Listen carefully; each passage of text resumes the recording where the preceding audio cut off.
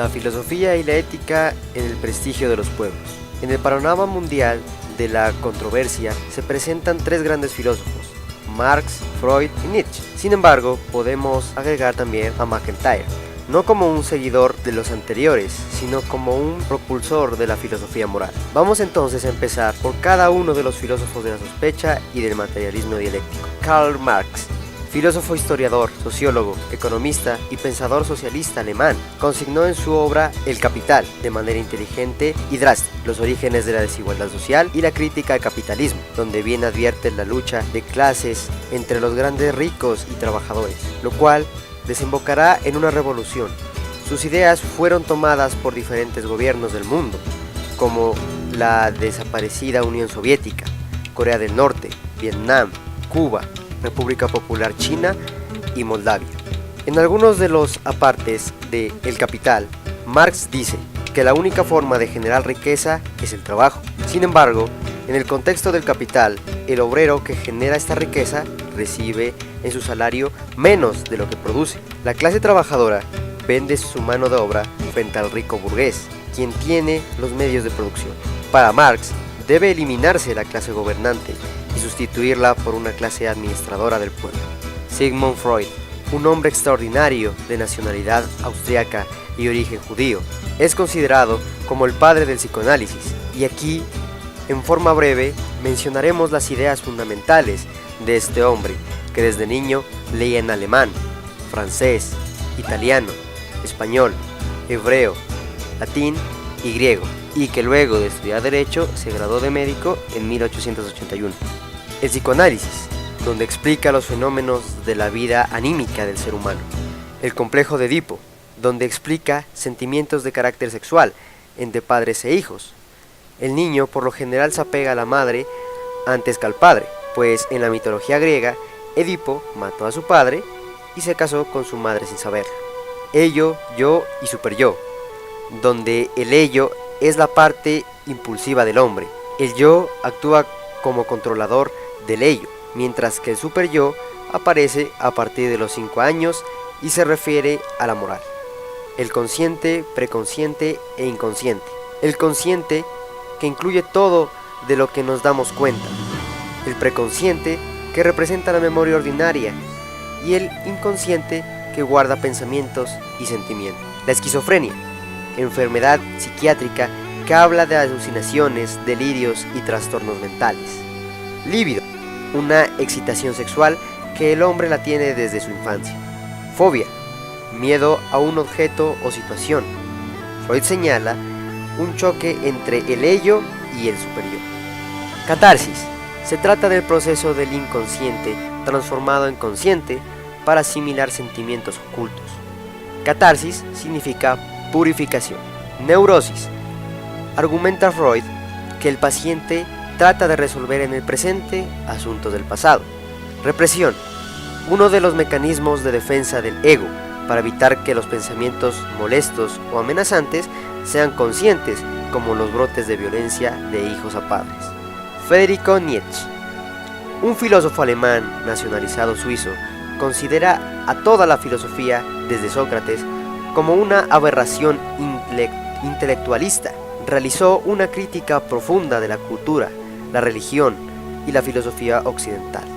Sostiene que no existe nada ni bueno, ni bello, ni malo, que solo existen estados en el alma en los cuales damos nombre a las cosas que están afuera y dentro de nosotros, es decir, todo relativo. Nietzsche se caracteriza por su estilo irónico, ambiguo y cambiante, que permite la contradicción interna al cuestionar todas nuestras creencias. En sus conceptos sobre el lenguaje, dice que este se ha inventado solo para cosas mediocres, medianas y comunicables. En Zaratustra predica una reestructuración de la moral, una revalorización. Proclama la existencia de el superhombre, una persona capaz de generar su propio sistema de valores, identificado como bueno todo lo que procede de su genuina voluntad de poder. Siempre polémico, propuso empezar una nueva cronología después del Ecce Homo, su última obra. Nietzsche alguna vez expresa: yo no soy un hombre, soy dinamita. Para Nietzsche, la religión no es una experiencia verdadera, pues Dios no existe. Es el hombre quien debe creer y superarse en sí mismo, sin la necesidad de un Dios. El hombre del común es un ser miserable, es un ser intermedio entre la bestia y el superhombre. Es un animal defectuoso. Este es el hombre que hay que superar a través del superhombre, quien representa la realidad y la voluntad de poder encontrar la esencia de la vida.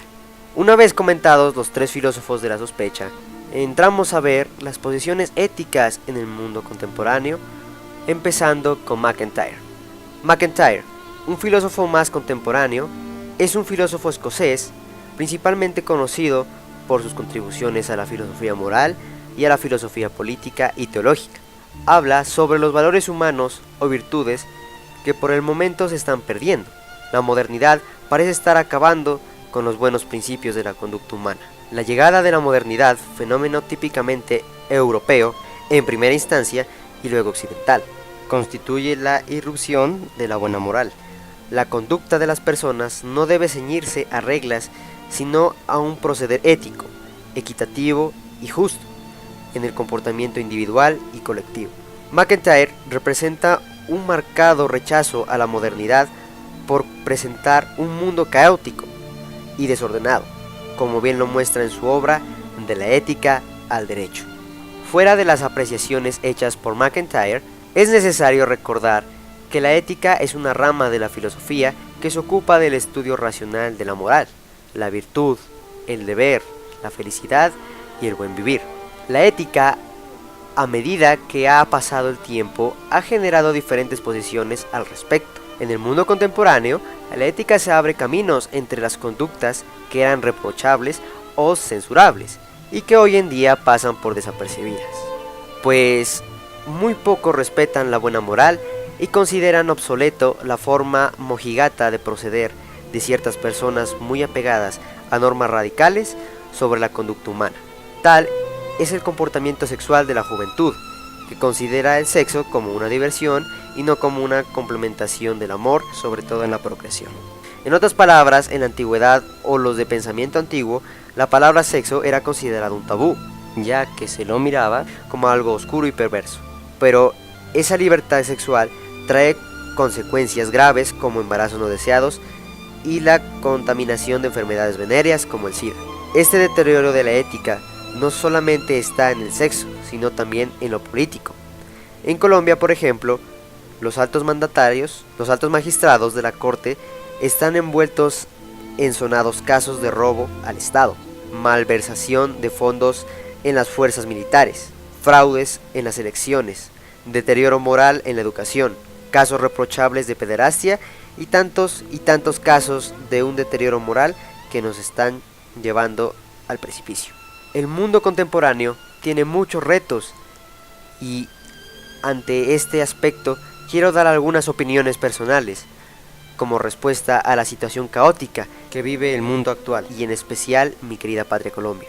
Día tras día vemos que el planeta Tierra se siente agobiado por la pobreza, la desigualdad social, el racismo, el terrorismo, los desafíos nucleares, las dictaduras opresoras, el cambio climático, el efecto invernadero y tantos otros que por el momento se me escapan. Ya ubicado en Colombia, el reto que debo asumir es contribuir de cualquier manera a solucionar los problemas que sufre nuestro país.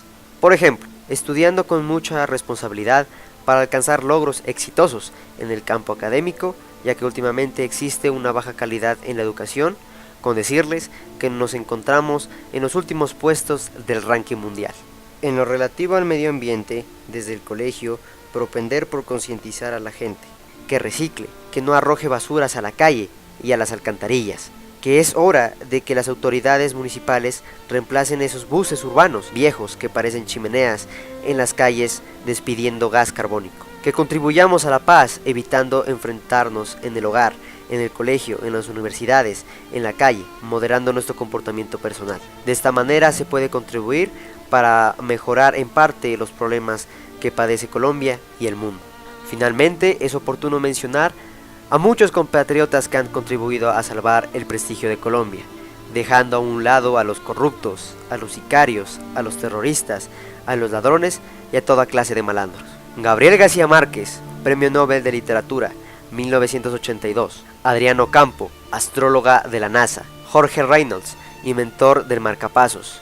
Fernando Botero, escultor y pintor de gran relieve. Eduardo Ramírez Villamizar, muralista y escultor de fama internacional. Rodolfo Ginás, neurofisiólogo de reconocida trayectoria mundial. Y en nuestro medio también existen hombres ilustres de gran connotación nacional, como Carlos Bastidas Padilla, ganador del premio Casa de las Américas de Cuba en 1962. Rosario Conto de Cabrera, famosa a nivel nacional por su poema Para Wilmer. Luis Eduardo Nieto, autor del Bambuco Chambú. Yolanda Ruiz, Premio Nacional de Periodismo. Simón Bolívar en 2015. Aurelio Arturo, declarado el mejor poeta de Colombia en el siglo XX.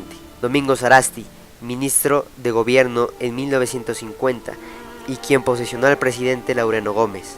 José Elías del Hierro, ministro del Trabajo y considerado el mejor director de la antigua Caja Agraria. Antonio Navarro Wolf, ministro de Salud, gran gobernador y el mejor alcalde de Colombia en 1998. Espero con esto haber contribuido con algo en este propósito académico del Colegio San Francisco Javier de la ciudad de Pasto. Muchas gracias.